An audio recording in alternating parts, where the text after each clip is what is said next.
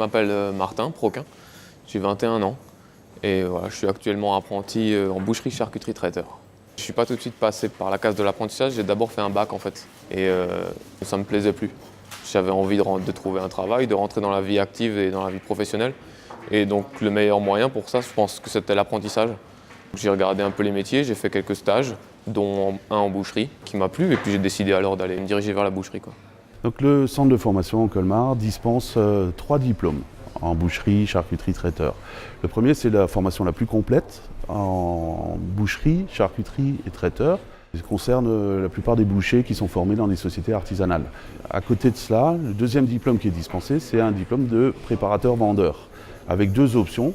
En boucherie, c'est pour tous les bouchers d'étal qui travaillent habituellement dans la grande distribution, et en charcuterie-traiteur pour les filles ou les garçons qui travaillent à la vente côté charcuterie-traiteur. On a choisi donc de prendre des apprentis parce que déjà d'une, c'est de transmettre son savoir-faire et sa passion. Et après, c'est vrai qu'un apprenti, quand c'est bien formé, ça aide énormément une entreprise dans le travail quotidien. Alors la formation des jeunes se fait ici au centre de formation, habituellement 1 semaine par mois. Des 3 autres semaines, les jeunes étant en entreprise, sous la responsabilité de leur maître d'apprentissage. La formation ici se dispense en 2 temps. Il y a une première partie théorique où on leur enseigne tout ce qui est hygiène, les sciences appliquées à l'alimentation d'une manière générale, et pratique avec 16 heures de pratique qui sont dispensées sur 1 semaine de formation. Personnellement, je suis chez un artisan.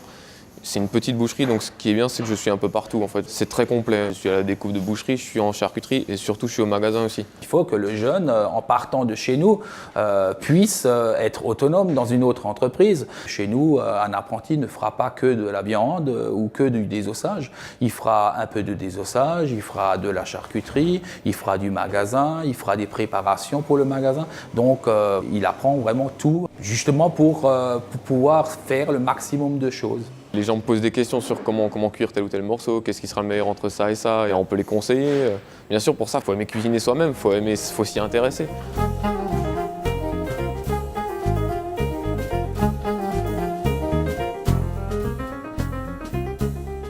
Alors, la plupart des jeunes qu'on reçoit ici, c'est des gens qui sont rentrés dans le métier sous forme de stage découverte, par exemple, ou de visite d'entreprise, et habituellement, ils ont trouvé une véritable passion, un coup de cœur pour ce métier-là.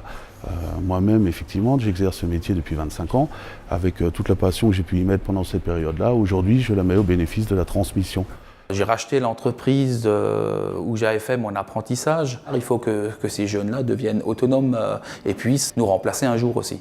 J'ai préféré passer par l'apprentissage parce que c'était direct. J'ai trouvé un patron et tout de suite j'ai pu commencer à travailler.